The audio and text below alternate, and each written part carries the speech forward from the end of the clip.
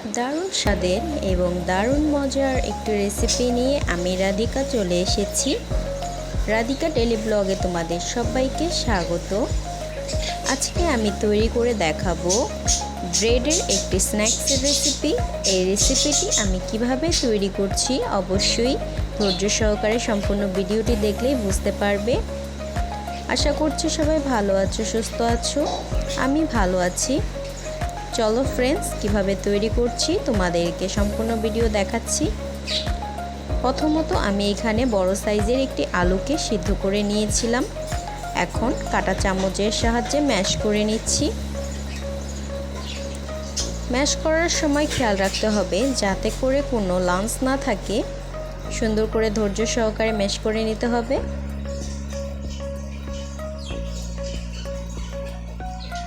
আলুটি mash করা হয়ে গেছে। এখন দিয়ে দিচ্ছি স্বাদ মতো লবণ, 1 চামচ পরিমাণ কাঁচামরিচ কুচি, আধা চামচ পরিমাণ চিলি ফ্লেক্স, আধা চামচ পরিমাণ অরিগ্যানো, 2 চামচ পরিমাণ পেঁয়াজ কুচি, আর দিয়ে দিচ্ছি চাট মশলা 1 চামচ পরিমাণ। এখন সুন্দর করে সবগুলো উপকরণ মেখে নেব।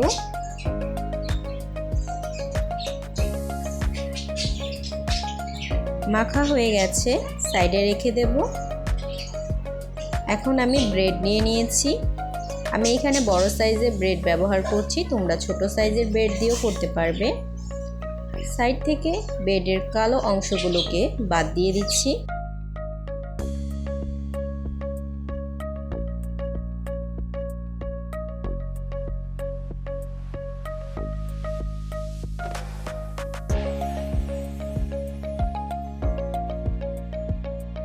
এখন একটি বেলনির সাহায্যে ব্রেডটাকে বেলে নিচ্ছি।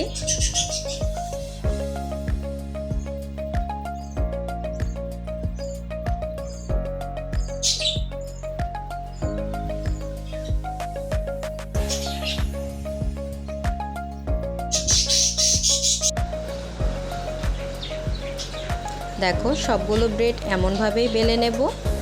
অন্য সাইডে একটি বাটি নিয়ে নিয়েছি, এখানে একটি ডিম দিয়ে দিচ্ছি।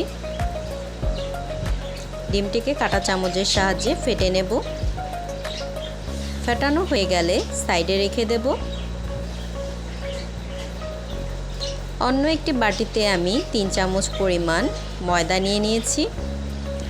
দিয়ে দিচ্ছি চিলি ফ্লেক্স, আধা চামচ অরিগ্যানো, স্বাদ মতো লবণ দিয়ে মিশিয়ে এখন জল দিয়ে একটি ব্যাটার তৈরি করে নেব।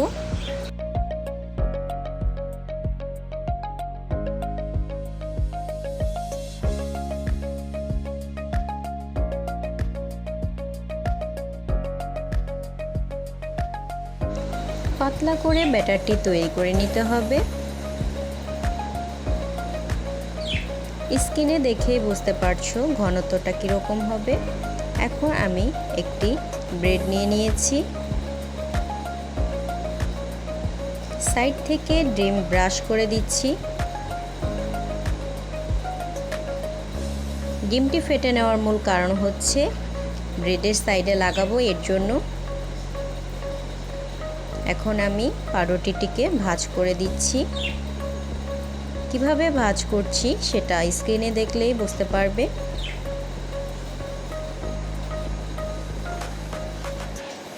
হাত দিয়ে চেপে চেপে সুন্দর করে ভাঁজ করে দিতে হবে যাতে করে কোনাও ছিদ্র না থাকে। এখন আমি আলুর সেই মিশ্রণটি পাউরুটির মধ্যে দিয়ে দিচ্ছি।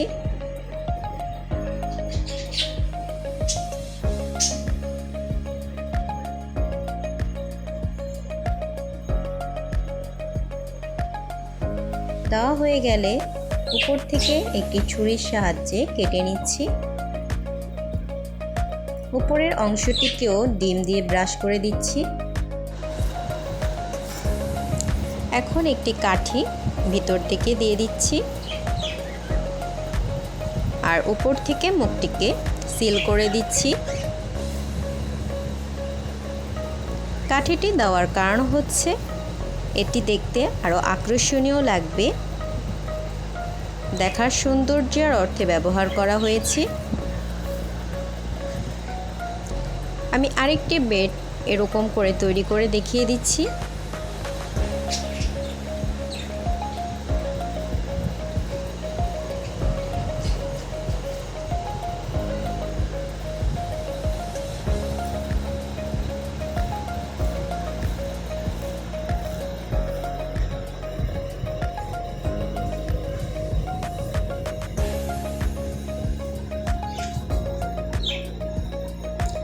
যেসব ফ্রেন্ডরা অলরেডি আমার চ্যানেলটিকে সাবস্ক্রাইব করেছো তাদেরকে অসংখ্য ধন্যবাদ জানাচ্ছি। যারা এখনও আমার চ্যানেলটিকে সাবস্ক্রাইব করনি তাদের অনুরোধ জানাচ্ছি, প্লিজ আমার চ্যানেলটিকে সাবস্ক্রাইব করে দিও।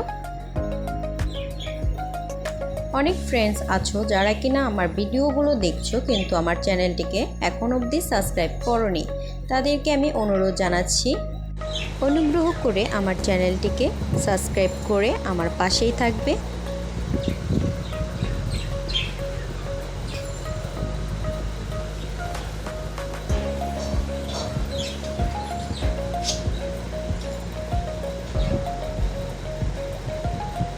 সবগুলো ব্রেড এভাবে করে তৈরি করে নিয়েছি, দেখো কতটা সুন্দর দেখাচ্ছে।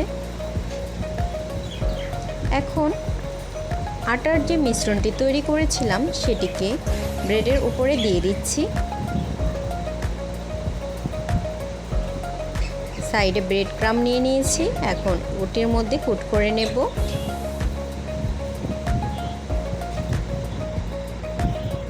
এটি দেওয়ার কারণে উপরটি অনেকটাই ক্রিস্পি হবে, খেতে খুবই ভালো লাগবে।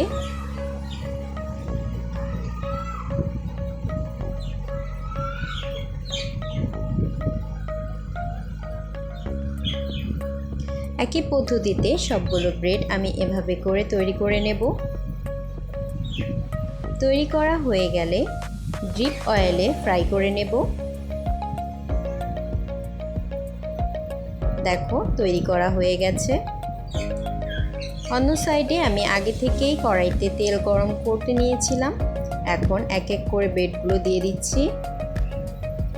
এক সাইড লাল হয়ে ভাজা হয়ে আসলে অপর পিঠটিও উল্টে লাল করে ভেজে নেব। গোল্ডেন ব্রাউন কালার হয়ে এসেছে, এখন আমি নামিয়ে নিচ্ছি। সবগুলো স্ন্যাক্স আমি এভাবে করে ভেজে নেব। বিকেলের নাস্তা গরম চায়ের সাথে অথবা বাচ্চাদের টিফিনে খুবই লোভনীয় এবং বাচ্চাদের আকর্ষণীয় একটি নাস্তার রেসিপি তোমাদের সাথে শেয়ার করলাম। ভিডিওটি কেমন লাগলো অবশ্যই কমেন্টে জানিও। একটি লাইক দিয়ে অবশ্যই পাশে থেকো। যদি ভিডিওটি ভালো লেগে থাকে তাহলে অবশ্যই চ্যানেলটিকে সাবস্ক্রাইব করে পাশে থাকা বেল আইকনটি প্রেস করে রেখো। ফেসবুক পেজ থেকে দেখে থাকলে অবশ্যই পেজটিকে ফলো করে দিও। আমি একটি ভেঙে দেখিয়ে দিচ্ছি, দেখো কতটা সুন্দর দেখাচ্ছে। খেতেও কিন্তু অনেকটাই সুস্বাদু হয়েছে। বাচ্চাদের জন্য কিন্তু পারফেক্ট একটি নাস্তা, ছোট বড় সবাই পছন্দ করবে। এই নাস্তাটি অবশ্যই বাড়িতে একবার হলেও ট্রাই করে দেখতে পারো। আজকের জন্য এখানেই বিদায় নিচ্ছি, সবাই ভালো থাকবে। ধন্যবাদ সবাইকে।